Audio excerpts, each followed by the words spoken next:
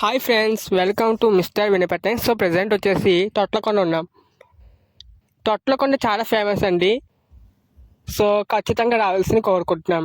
ఈ video skip చేయకుండా పూర్తిగా చూడండి. ఓకే, లెట్స్ స్టార్ట్ ఫర్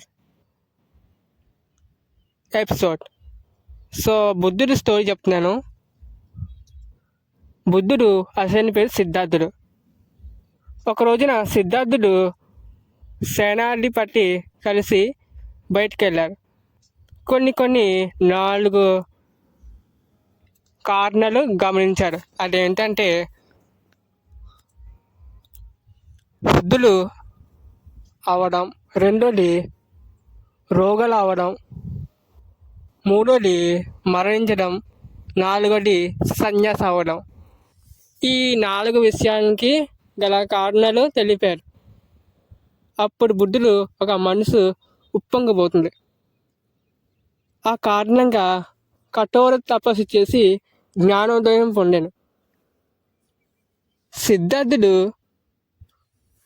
పేరున తొలగించి ఆ తర్వాత ఏమో బుద్ధుడిగా మారేది.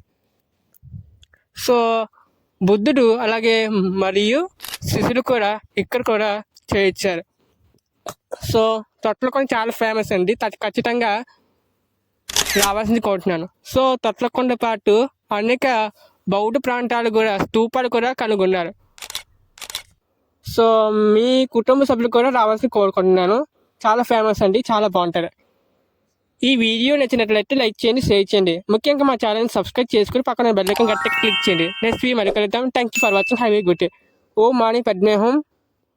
బుద్ధం శరణం గచ్చామి, ధర్మం శరణం గచ్చామి, సంఘం శరణం గచ్చామి. నమో బుద్ధాయ.